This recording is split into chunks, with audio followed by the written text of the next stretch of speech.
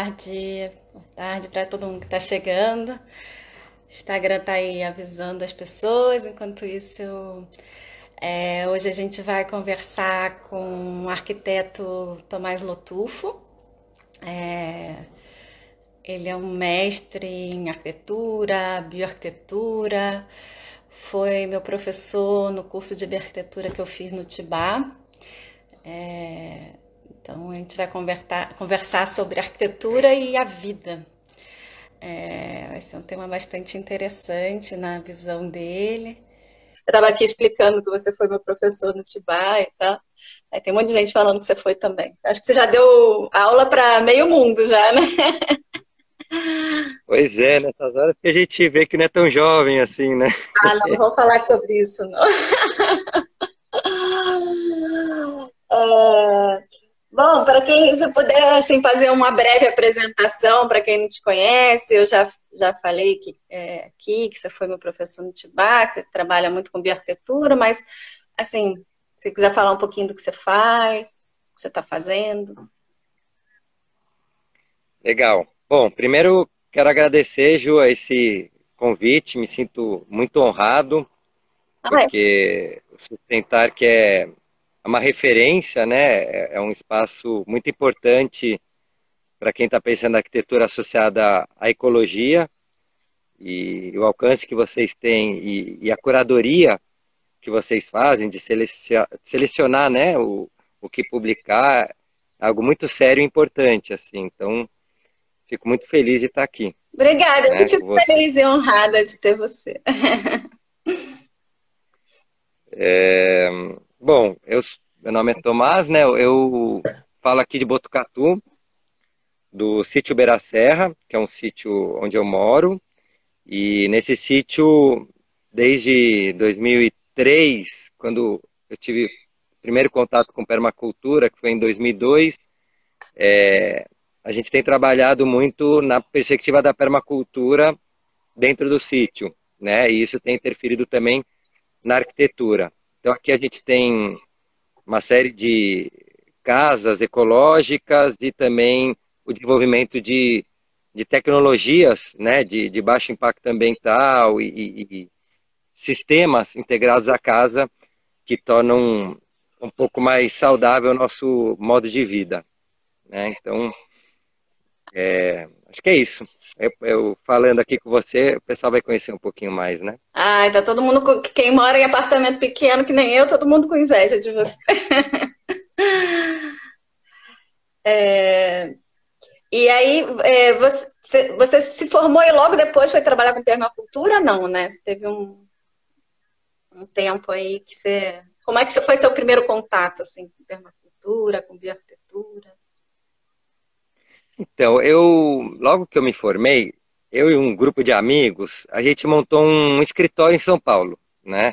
Chamava Estúdio Acaiá.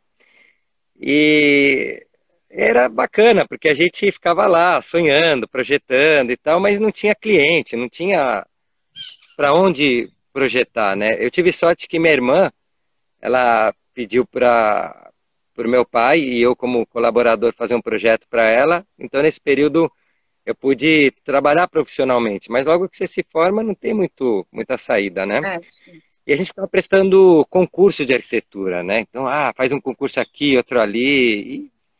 E concurso por um lado é uma frustração e por outro lado ele é um espaço muito perigoso, porque a gente fica quase que num sonho assim esquisito de fazer algo grandioso, de ficar famoso, sabe? Um processo que acontece no mundo da arquitetura, de que parece que você vai fazer uma boa arquitetura se você fizer algo muito grande e ter um reconhecimento de um grande público. E eu percebi que eu estava numa viagem errada, assim, que não era por aí. Que a arquitetura ela é uma prática que pode contribuir muito com a vida, né? Com a existência. E essa contribuição não representa a fama, o sucesso, ganhar um concurso, qualquer coisa do gênero, mas representa o melhor que você pode fazer de si, né? O melhor, o melhor desenvolvimento que você tem como pessoa e reproduzir isso em arquitetura. E aí que eu fui para a permacultura. Então, foi um ano nesse processo em São Paulo, e eu fui estudar permacultura, fui para lá no IPEC, que é o Instituto de Permacultura do Cerrado, e me formei como permacultor com André Soares, né, e toda a equipe lá do IPEC. Lá eu fiz o Bioconstruindo, então foi um período muito, muito bom. E falei, meu, não dá para morar em São Paulo, onde é que eu vou morar? E fiquei viajando pelo Brasil, conhecendo permacultura no Brasil inteiro, visitando institutos, iniciativas, conheci muita gente maravilhosa. E meio que, vou morar no Amazonas, não, vou morar na Paraíba, não, vou morar no Piauí. E aí que eu me dei conta que a gente tinha um sítio, a família tinha um sítio, e eu vim morar nesse sítio onde eu... Aí quando eu fui conhecer o Tibá, e até tô com a camiseta do Tibá, porque é muito respeito pelo Johan van Lengen, Muito. e onde a gente se conheceu. Não, onde você fez um curso, a gente tinha se conhecido antes, né, Ju? Dessa. Aí, conversar com o Johan foi uma coisa que me deu tanto estalo assim na cabeça, dele falar assim, como ele pensa a arquitetura, a relação que ele tem para entrar num estado alfa, né? A relação que ele tem com a natureza e todos os processos, me contou a história dele e como ele prepara quando ele vai projetar, ele separa todos os lápis de cor, o papel, o desenho. Bom, então foi um período, 2002 para 2003, que convergiu muita inspiração. E aí eu vim para esse sítio botar a mão na massa e é onde eu estou desde então. Quer dizer, voltei para São Paulo, fazer mestrado, coisa assim, mas é onde eu tenho me conectado. Ai, que maravilha. Realmente o Tibá, sei lá, dá uma transformada, né? Depois você vai para lá, você não sai de lá igual, né? É muito bacana. Tudo, né? O espaço, as pessoas que estão lá já são pessoas especiais, que estão fazendo o curso, já estão, né, indo lá porque já tem uma visão bacana. Eu saí de lá bem emocionada. Mas o Johan, ele é o primeiro que traz esse conceito assim de uma maneira mais formalizada, assim, mais sistematizada, né, de arquitetura ecológica. Então, ele representa, para mim, para muitos, coragem, né? Aquela coisa de, meu, eu sinto que isso é bacana, mas eu não tenho nenhuma base que me dê suporte, né? E o encontro com o Johan e o espaço que ele estava criando lá, né?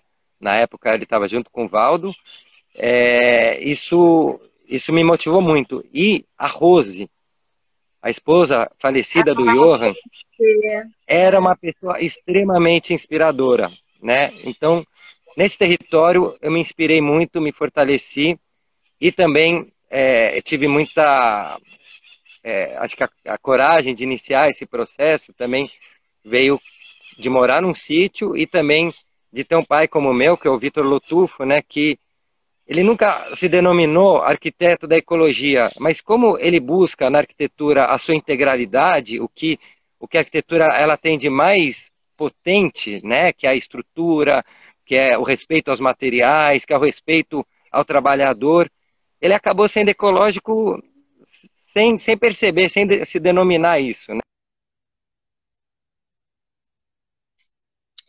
Porque não é só ecológico, né? É sustentável mesmo, né? Fazendo. Porque você falou do respeito ao trabalhador também é a parte social, né? Você falhou um pouquinho, aí eu falei.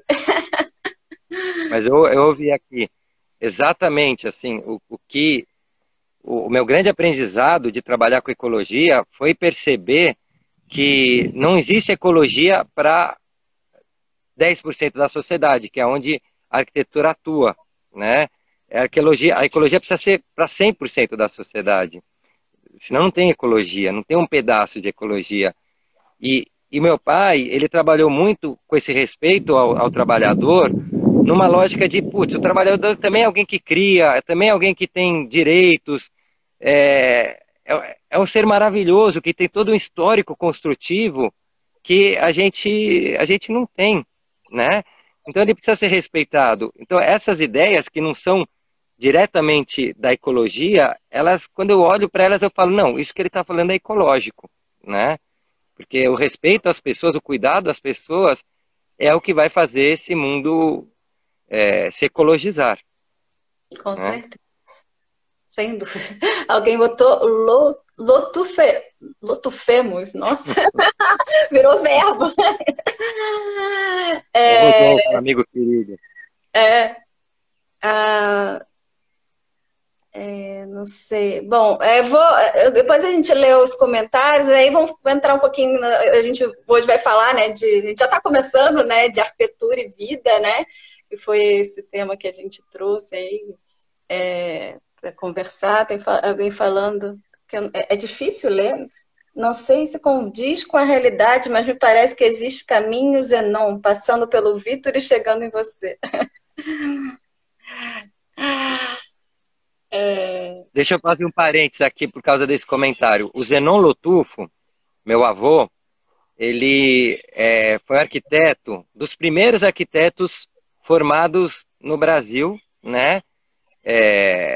Oficialmente, assim, quer dizer, dentro da faculdade da USP, né? E, e ele era um arquiteto modernista, trabalhou com Niemeyer no desenvolvimento do Ibirapuera, com o Rino Leve no projeto do IAB, né? Foram 3 equipes vencedoras para fazer o projeto do IAB, então essas equipes se juntaram e a equipe dele foi uma das que participou do projeto e tem um legado muito bonito. E assim, meu avô, quando ele se aposentou, ele comprou esse sítio onde eu moro hoje. Então, Uau! olha que visionário, né? Então, assim, ele trouxe o território e toda a inspiração do mundo da arquitetura para nossa família, né? Essa coisa da ancestralidade, ele é muito, muito importante. E comprou esse sítio, que é onde hoje a gente pratica todas as experiências que depois é possível levar para fora, né? E se torna possível levar para fora. Então é muito bonita a presença.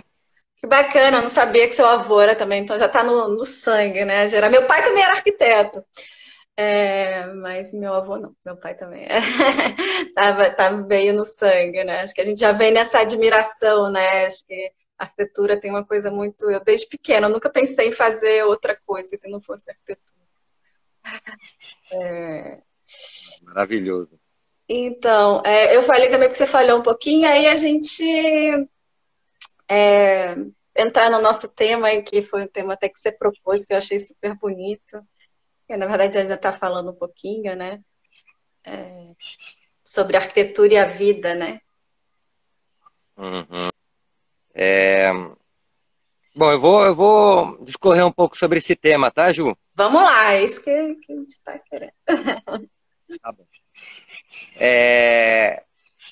Toda essa lógica que a gente começou a falar do social e do ecológico, né, demonstra um lugar da arquitetura muito importante, né, porque a arquitetura ela é potencialmente um espaço de fluxos de energia, né? Então, assim, numa perspectiva material, um dos setores que mais causam impacto ambiental é o setor da construção civil, né? Então, imagina quanta energia não é mobilizada para isso.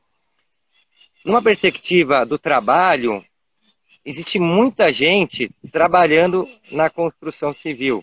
Então, olha quanta energia é mobilizada. No uso das edificações, existem processos energéticos impressionantes acontecendo, né? Então, desde do que sai de esgoto, do uso da água, da relação com o alimento e assim por diante. E aí tem todos os fluxos de energia na dimensão social, né? Humana, das pessoas que usam o espaço. Para finalmente, esse pós-ocupação, né? O que será desse espaço no tempo, né? Ou depois que ele deixe de existir. Então, assim, a arquitetura, ela é mobilizada, ela trabalha em cima de um espaço, nesse momento a gente está falando da casa, de um espaço que mobiliza muita energia. A energia, ela pode ser dissipada, se transforma em poluição, ou ela pode ser organizada e ela se transforma no que é o contrário da poluição, que é a vida. Então, como arquitetos e arquitetas, o nosso papel é organizar, estruturar o espaço para aumentar a vitalidade daquele lugar, para potencializar a vida. Então, o que a gente desenha são relações vitais. Antes, né? Então, em todo o processo de concepção, durante, no momento da obra, durante a ocupação do espaço e depois no seu destino, né? Então, assim, a arquitetura, ela é vida.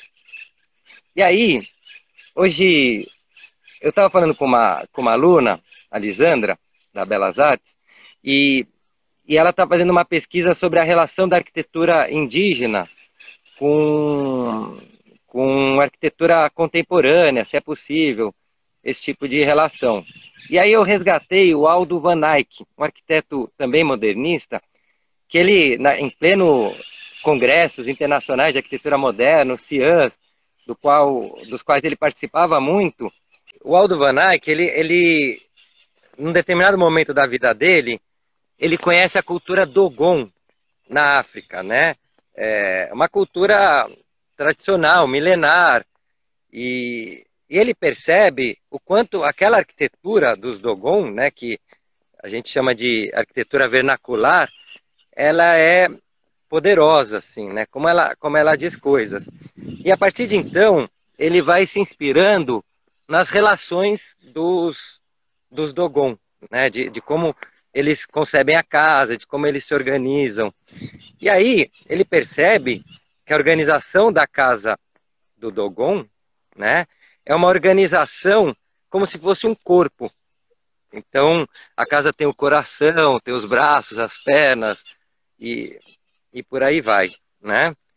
E nesse termo, né, nesse tema que a gente está falando da arquitetura e vida, eu acho que tem algo que é muito bonito, que a casa, ela é um organismo vivo. Então tem todas essas relações que a gente estava conversando, e aí tem uma outra relação que é muito bonita, que é entender a casa como um organismo vivo, ou seja, ela tem órgãos que pulsam energia. E aí a gente tem, por exemplo, os rins, né, que vão lá e purificam a água. A gente tem o estômago, que pega os resíduos orgânicos e transformam em composto. A gente tem o coração, que é aquilo que faz a energia pulsar, né? Então, a energia que pulsa na casa é pelo coração. A gente tem o pulmão, que é o que respira da casa. Então, no mundo da ecologia, defendemos a não utilização de selantes, né, nas paredes, não utilização de tintas tóxicas, uma série de elementos para justamente deixar a casa respirar. A arquitetura bioclimática também trata dessa respiração, né? Então a casa, ela é um organismo vivo constituído de órgãos. E quanto melhor a gente organiza esses órgãos, né? Então a gente volta para aquela ideia da organização da energia no território para potencializar a vida, né? Maior a vitalidade da casa. E aí vem os elementos que a gente trabalha na ecologia. Um tratamento biológico de água, uma parede que respira com materiais naturais, um desenho arquitetônico que tem a ver com clima, né, com contexto ambiental e assim por diante, né? Então, a arquitetura, ela é vida, ela deve ser vida. A gente precisa traduzir a arquitetura para a vida, né? Deixa eu aproveitar que eu estou mudando de lugar e aqui tem uma casa pirâmide, não sei se vocês conseguem ver, mas é uma casa que meu pai projetou aqui no sítio. Dá para ver aqui atrás? Dá um pouquinho. Que legal, que lugar lindo que você está, hein? Aqui é muito gostoso. Eu estou indo mais perto da cidade para ver se a internet melhora. Boa. Mas é lindo demais. É muito bonito tudo isso que você falou, né? Eu acho mesmo assim que a casa é um organismo vivo, né? E a gente A gente está sentindo muito mais isso agora que a gente está confinado, né? Acho que está todo mundo refletindo muito mais sobre. Você não está tão confinado assim, É, mas a gente que está mais assim, né, em apartamento ou uma casa pequena que não tem assim essa área toda, né? A gente está sentindo como mais, né? Porque eu acho que isso sempre, mas acho que a gente está sentindo mais como a casa afeta, né, a gente, como ela é um organismo, né? exato. Isso que você está trazendo, Ju, é uma coisa que eu tenho pensado bastante. E também tem uma base conceitual bem importante, né? Tem um cara que chama David Holmgren, que é um dos criadores da permacultura. E o David Holmgren, ele tem falado um pouco da pandemia, de tudo que a gente está passando, e ele sempre discutiu muito a cultura do decrescimento energético, né? Então ele tem uma perspectiva de que o nosso único futuro possível é o futuro de baixo consumo de energia, tá?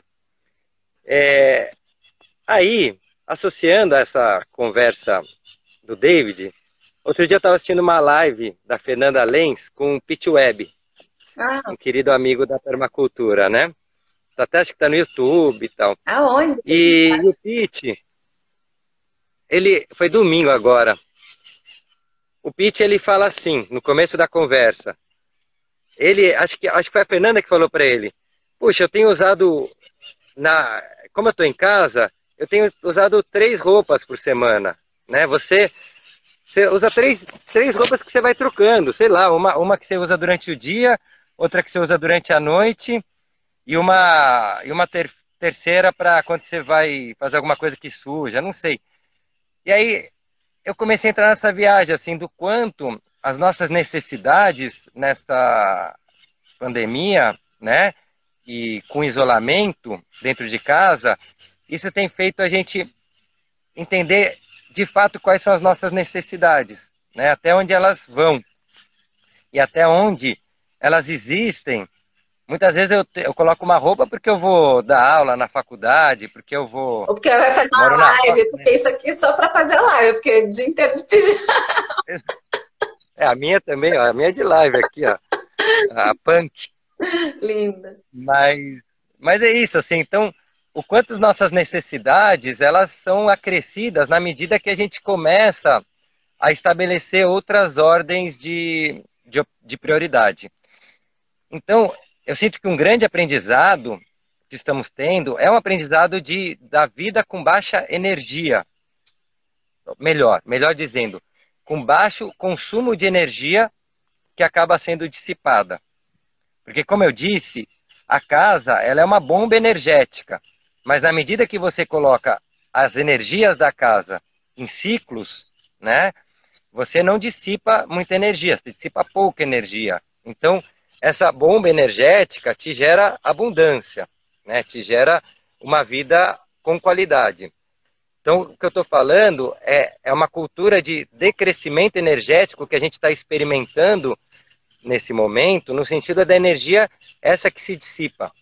Então o carro, por exemplo, o carro está parado, a gente não coloca mais combustível, né? Alimentação, a gente cozinha o dia inteiro em casa, até parece que a pia da cozinha, ela está sempre funcionando, porque a louça vai brotando, né? É uma loucura como brota a louça nessa fase que a gente cozinha o tempo inteiro em casa, A né? única coisa que assim que consome muita energia, mas que eu acho que salva a vida é uma lava-louça. Ajuda muito, com certeza. Podia ter uma que funcionasse com energia solar e tal, mas aqui às vezes dá vontade de chorar, né? Tanta louça. E é assim, não é um impacto energético. Se você tem um sistema muito bem desenhado, né? Um destino para água, uma, uma, uma fonte de energia que não só essa elétrica que chega da rede, etc., a máquina de lavar não vai ser um problema, né? Então, ela em si não é a questão, né? A questão é muito Eu acho importante a gente design, né? falar Projeto. isso, assim, porque muita gente, quando a gente fala em bioarquitetura, né, acha que é tipo assim, é voltar tudo atrás e não ter nenhum tipo de, né, tipo, lavar a mão, a roupa na mão. E não é isso, né? Não é isso que a gente está falando, né? É você ter os ensinamentos das coisas antigas, mas também poder combinar com as coisas que trazem conforto, né? Mas dessa maneira que você falou, né? Você vai pegar a água da lava-louça e vai poder utilizar ela, né? E reaproveitar de alguma maneira, nem que seja para lavar o piso, né? Ou que essa energia seja limpa, né? Então acho que é um pouco isso, né? Exato. É isso mesmo. Quer dizer, então a questão não é a coisa em si, mas é o desenho do sistema, né? Então a gente tem no nosso universo uma coisificação. Então a arquitetura é uma coisa, né? A arquitetura não é processo. Então voltando para o tema arquitetura e vida, quando a gente olha para a arquitetura como processo, ela se aproxima mais da vida.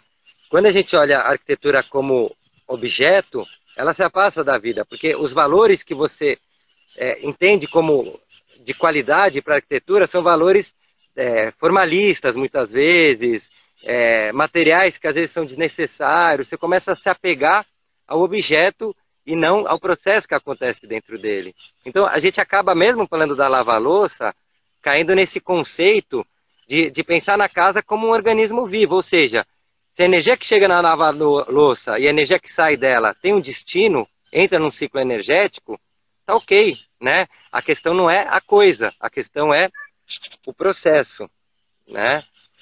Então é isso. A gente estava falando um pouco da pandemia, desse decrescimento energético. Então, uma outra dimensão da casa, como viva, né, como vida, é um espaço educador.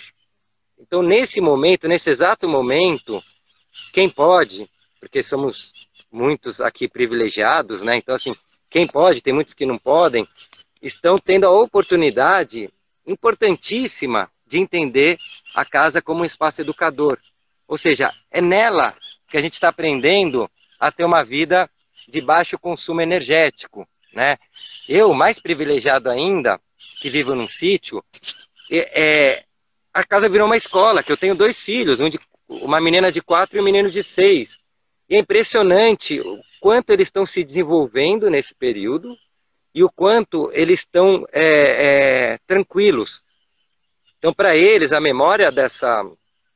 né, estou falando de um lugar muito privilegiado, né, mas a memória deles para esse momento de isolamento vai ser uma memória positiva, porque eles estão vivendo a casa. É sobre isso que eu quero falar, né? Eu não quero falar desse momento como um momento bom, porque é muito triste o que está acontecendo, é muito trágico, mas o que está acontecendo em alguns ambientes, esse onde a gente mora, que é o meu caso, é um acontecimento de extremo aprendizado, extremo crescimento e uma percepção profunda do que significa a casa na nossa vida, de como deveria ser a casa no futuro. E isso vai mudar a arquitetura. Com certeza, isso vai transformar os nossos ideais, as exigências sobre a arquitetura e a nossa prática profissional como arquitetos e arquitetas. Com certeza, o mundo vai mudar, né? Ai, tomara, assim, né? Porque que você falou, é uma fase muito triste, né? Eu não acho legal todo mundo falar, a gente tem que pensar no lado bom. É difícil pensar no lado bom quando você vê tanta gente sofrendo, né? Como você falou, nós somos super privilegiados, né? E podemos estar em casa e podemos nos isolar, não é todo mundo que pode, né? Mas tirando essa parte triste, a gente tem que pensar realmente no que a gente pode levar de lição e mudar, né? Eu quero muito acreditar que isso que você falou seja verdade, que as pessoas vão mudar, né? Acho que minha ex É, falava que não é pelo amor, é pela dor, né? Ela sempre falava isso. Quando a gente começou o site, e ela falava, não, é da sustentabilidade. Foi lá em 2013 que a gente começou o site. Aí você falava, se não é pelo amor, é pela dor. E a gente está vendo muito isso, né, hoje, infelizmente. Exato. E tem uma coisa, né? Então, assim, a gente falou um pouco da casa na dimensão da vida na casa, né? Tem uma coisa que é muito bonita, que eu acho que isso também vai mudar no nosso mundo da arquitetura, em outros mundos também, que é o contato, né? A gente está sentindo uma necessidade profunda da presença do outro, né? Eu queria estar agora do teu lado, eu queria estar com essas pessoas que estão aqui, né, na live, eu queria estar junto. E uma defesa, né? Eu faço parte de um coletivo de arquitetura que chama Sem Muros, Arquitetura Integrada, e uma defesa que a gente sempre teve, assim como Sem Muros, é o fazer coletivo, né? E é o fazer fora, não o fazer dentro. Isso parte de um questionamento inicial, que é o questionamento do curso de arquitetura em si, né? Então, a gente aprende arquitetura, e como a gente está falando, é vida, né? Dentro da sala de aula, sem contato com a vida, com a realidade, né? A vida que a gente tem numa sala de aula é muito limitada, né? Lá acontece muito pouca coisa lá. E isso limita a nossa capacidade de projetar, óbvio, não tem como não limitar. Então a gente começa a pensar nessa vontade de sair dos muros da faculdade e ir para a rua e pensar arquitetura a partir da realidade, né? Pensar arquitetura na realidade, na vida. E a coisa vai crescendo a tal ponto que começa-se a fazer muito sentido no projeto a participação das pessoas para além do escritório isolado, do arquiteto, artista que fica lá desenhando, se inspirando, mas esse fazer junto, esse pensar junto, né? Projetar junto. Então, é um lugar de presença. Depois vem a obra, né? Como a gente gosta de construir junto, como para a gente, todas as oportunidades que acontecem no nosso grupo de construir, além de projetar, é uma oportunidade maravilhosa, porque tem tanta presença, e na presença, o que acontece? Inspiração, né? Porque a gente precisa de muito afeto para poder estar inspirado, e na presença a gente sente afeto, sente acolhimento. E aí o que vibra dentro de nós, né? A criatividade, né? A nossa capacidade de pensar o mundo um pouco diferente, de transformar a realidade. E esse é o nosso papel, né? A gente projeta, o nosso papel é projetar, né? É olhar um pouco para frente, é ter uma visão de futuro. Só que sem criatividade a gente não consegue. Sem presença é difícil ter criatividade. Sem afeto a coisa fica complicada. Então, nessa lógica de arquitetura e vida, também tem a lógica do projeto e da obra com presença. Bom, a gente estava falando desse momento de isolamento. Eu sinto que vamos sair daqui, dessa fase difícil que estamos passando, enlouquecidos para nos abraçar, para construir junto, para projetar junto. Então, a maneira de criar o projeto, de fazer a arquitetura em si, vai mudar também. Porque essa vontade tá latente. Se era uma coisa que você achava que era legal, agora você tem certeza, né? E essa certeza tá em mim, tá em você, tá em outras pessoas, estão nos estudantes de arquitetura, estão nos futuros estudantes, estão nos arquitetos. E aí isso vai transformar o desenho, né? Então eu tenho uma sensação muito grande que o desenho de arquitetura, ao longo do tempo, após essa fase, ele vai mudar por todas essas características que eu estou trazendo. E vai mudar em favor da vida, né? Pensando sobre a vida, discutindo a vida, fortalecendo a vida e aumentando a vitalidade do território. Tanto numa perspectiva ecológica, quanto numa perspectiva social. Tomara. Alguém perguntou aqui como melhorar a habitação de milhões de pessoas em situação precária de forma sustentável. Isso é um desafio, né? muito, muito profundo, né? Tem um cara que chama Edgar Gouveia Júnior. Não sei se vocês conhecem o Júnior, que foi um dos fundadores do Elos, e hoje ele trabalha com aquele Play the Call, ajudou a criar o Oasis, que é um game que o Elos pratica bastante, né? E, e o Júnior, um dia eu estava assistindo uma palestra dele, e ele falou assim, olha, a pior coisa que a gente pode sentir é o mesmo medo de quando você está, por exemplo, numa encruzilhada, né? Uma onça está indo te atacar e de repente você está fugindo da onça e aí você olha para trás, tem um muro e a onça vai te comer e o que que você faz, né? Você vai atacar a onça, você vai subir numa árvore, você congela, você cristaliza, né? Você não consegue tomar nenhuma iniciativa. Então, assim, eu acho que existe uma problemática no mundo hoje que ela é muito difícil de perceber. É tão difícil que quase a gente tem a sensação de que tem uma onça nos atacando e que atrás tem uma parede e a gente não tem para onde ir, né? Esse sentimento cristaliza, né? Faz com que fique difícil refletir, pensar e um pouquinho ser criativo.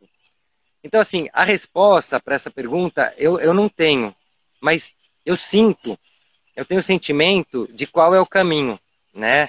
E o caminho é um processo de sensibilização profunda, né? Ou seja, de aproximação das pessoas com as pessoas, para com isso a gente consiga compreender o problema com clareza. Então vamos falar no mundo da arquitetura. A gente estava falando que só 10% da sociedade acessa a arquitetura, outros 90% não acessam. Tá, mas e como acessar esses 90%? A gente só vai saber quando a gente puder conviver com esses 90%, quando começar a ter contato, né? Na medida que existe esse contato, as ideias começam a existir. E aí a gente vai pensando em mecanismos de atuação nesses territórios. Como já tem muita gente pensando, como usina, por exemplo, que faz assessoria técnica, todos os movimentos sociais, que tem gente da arquitetura próxima, uma série de coisas que estão acontecendo. Mas a gente precisa aumentar essa massa crítica. Mais pessoas irem para próximo da realidade, né? E com isso aumentar a capacidade de pensar.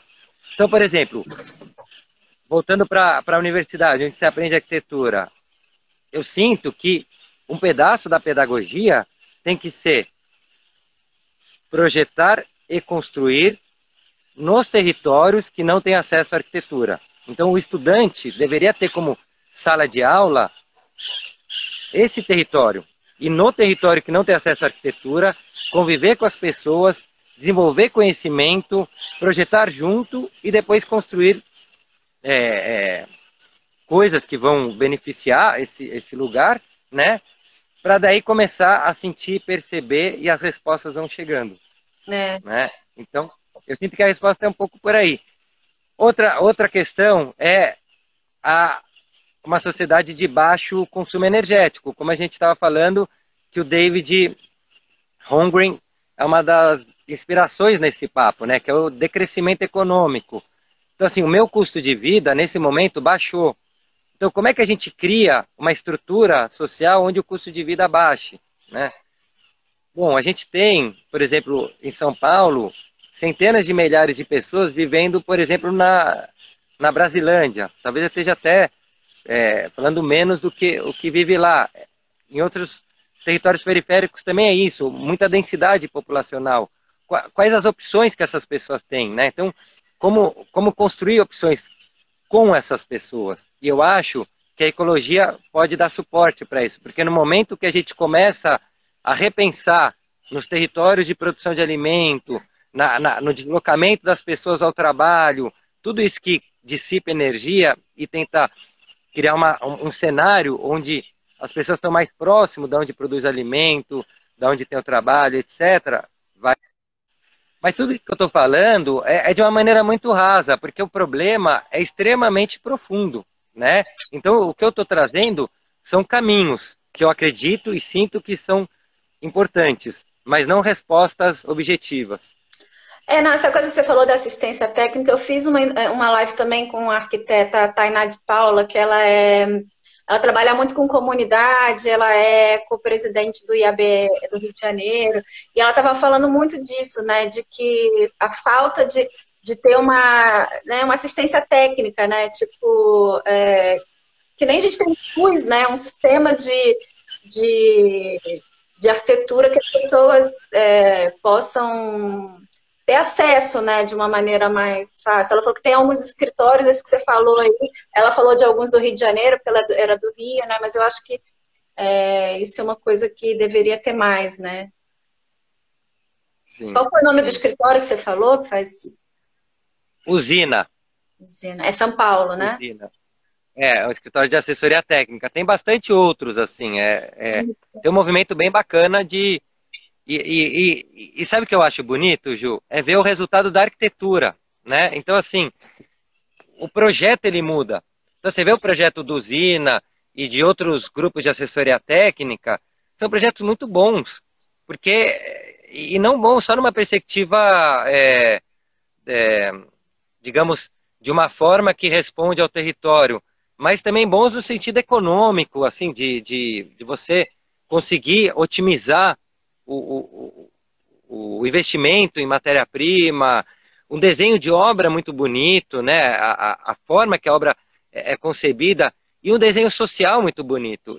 Então tem muitas dessas obras que acontecem por meio da assessoria técnica, que após a obra, as pessoas elas mudam o entendimento elas se transformam, elas mudam o entendimento de caminhos para gerar renda, né? Então muitos ficam mais empreendedores, outros acabam até assumindo um lugar de liderança no espaço, porque na obra, com autonomia, liberdade de pensamento, aprendeu a liderar processos, né? Então, as pessoas em si, elas se transformam quando elas são convidadas na obra a pensar a sua realidade e a pensar de maneira autônoma com os outros, né?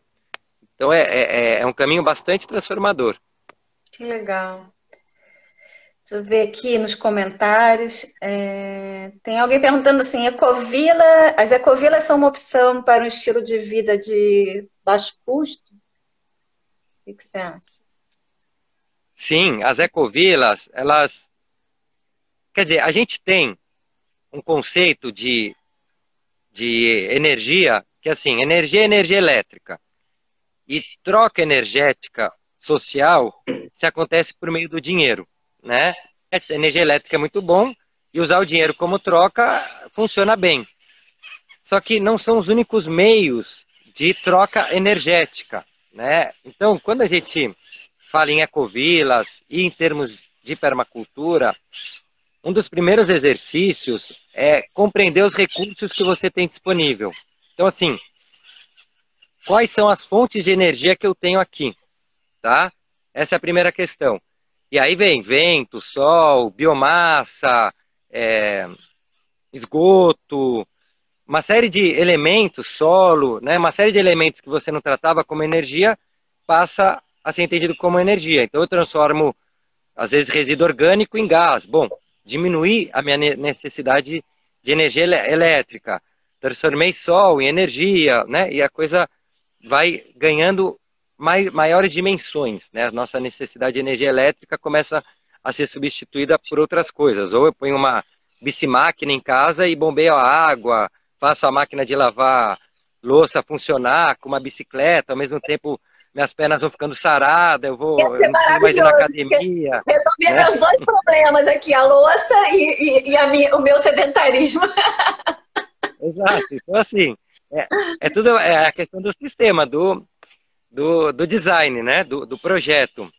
Mas isso, primeiro, para a gente fazer, a gente tem que perceber as possibilidades energéticas que a gente tem. E aí isso faz com que a gente baixe a demanda energética. Isso acontece nas ecovilas. Na perspectiva do dinheiro, ou seja, das trocas de produtos por meios sociais, né, as trocas sociais de produto, também acontece, porque você, ao estar numa ecovila, ou, por exemplo, nesse lugar que eu vivo, que não é uma ecovila, mas tem muita gente vivendo aqui, você pensa, o que eu tenho para oferecer? E o que eu preciso? Então, no momento que você pensa o que eu tenho para oferecer, o que eu preciso, começam outras formas de troca, né? Então, por exemplo, eu sou arquiteto, eu posso trocar com alguém que entende muito de máquina, a pessoa me ajuda a montar uma serra para transformar o bambu em ripas, né? E assim eu consigo fazer a minha construção com bambu mais eficiente e eu ajudo a pessoa a projetar a casa dela. Então não teve uma troca por meio do dinheiro, teve uma troca por meio das competências. Uhum. E é exatamente assim que acontece na natureza, né? São trocas de competência. Então, o passarinho tem uma competência enorme de voar, comer um fruto e fazer cocô. Esse cocô, ele tem uma competência enorme de inocular a semente e transformar em fazer ela germinar. E o cocô também tem uma competência enorme de se transformar em alimento para a minhoca, que por sua vez come ele, que tem uma competência enorme de transformar o cocô na matéria, no que o David Holmgren chama do petróleo do futuro, que é o solo de extrema qualidade, né? Tudo que a gente precisa é solo de qualidade, não é de petróleo, né? E aí com esse solo de qualidade eu começo a ter uma abundância vegetal impressionante e que ninguém capta melhor a energia solar, a nossa matriz energética é o Sol, ninguém capta melhor do que as plantas, né, do que a vegetação. E aí a vegetação capta essa energia e transforma em biomassa. E essa biomassa eu começo a fazer coisas impressionantes. Eu construo uma casa, eu transformo em óleo, eu transformo em medicina, eu transformo em solo e por aí vai, né? E não entrou dinheiro nessa lógica. Ou seja, a natureza, ela trabalha por meio da troca de competências. E na Ecovila existe esse conceito.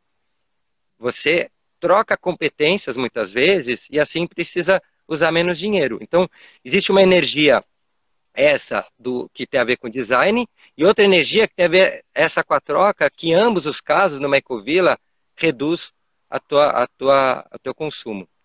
Eu vou dar um exemplo aqui do sítio onde eu moro. Primeiro, estamos em quarentena num sítio que tem 11 casas, né? Então as crianças, algumas, conseguem brincar juntas, né? E isso é uma raridade hoje, está todo mundo fora da escola e não tem muito como brincar com outras crianças porque cada um está na sua casa na quarentena. O meu galinheiro, as galinhas ainda estão novas, elas não estão botando ovo. Mas o galinheiro do meu tio está cheio de ovo. Então, ele sempre está levando ovo lá em casa. Eu, por outro lado, eu tenho produzido banana, outras coisas, que eu vou lá e levo para o meu tio. O Valderi, que mora lá na casa de baixo, ele está produzindo pitaia. Às vezes ele chega com um monte de pitaia.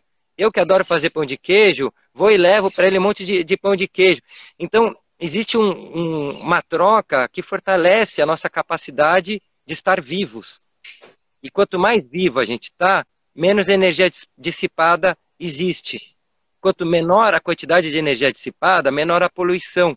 Então, viver com outras pessoas, ou seja, em comunidade, assim como as ecovilas vivem, é sim um lugar de extrema vitalidade e de baixo consumo energético que se dissipa. E alto consumo de energia que circula, que está dentro de um ciclo, que é o ciclo da troca. Né? Essa energia que se chama vida. Ficou todo mundo aqui com inveja da sua quarentena. Eu falei para você que parece que é muito, mas é pouco, né? A gente tem 5 minutinhos aqui agora só. Caramba! Eu ficaria aqui a tarde inteira conversando com você. Deixa eu ver se tem alguma pergunta aqui.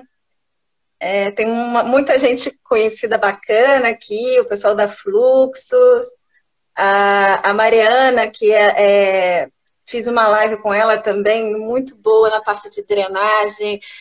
Aliás, a gente devia conversar, ela, assim, muito...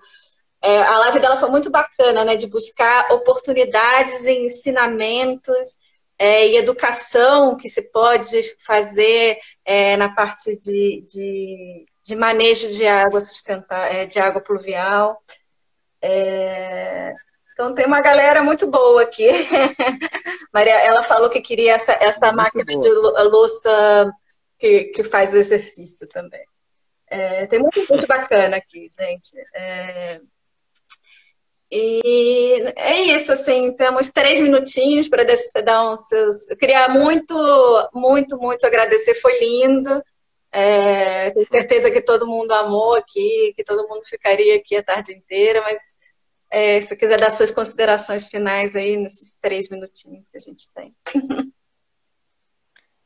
Bom, quero dizer que eu me sinto honrado de estar nesse espaço, honrado de ter a presença de vocês me ouvindo, assim, né? Uma coisa que até me arrepia, porque é tão gostoso saber que tem gente querida querendo ouvir o que você tem para dizer, assim, né? Então, é um espaço de afeto, apesar de estarmos distantes, é um sentimento de presença muito bonito, né? É, o convite que eu faço é da gente olhar a vida integrada, né? Tentar buscar todos os meios possíveis de fazer com que a vida esteja mais integrada, com o máximo de presença possível. Entender que relação, ela acontece tanto num sentido físico, quanto o subjetivo, né? Então, desde de uma relação de troca energética física, a gente consegue estabelecer, né?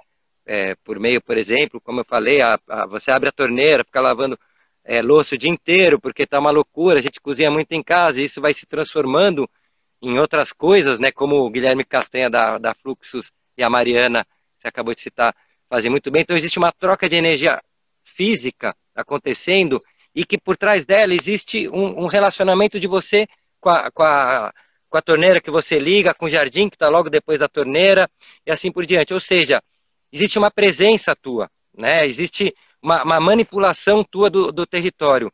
E essa manipulação não é ruim.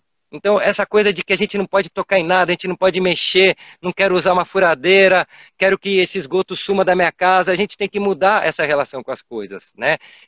A gente precisa da presença, tanto física, biológica, quanto a presença afetiva.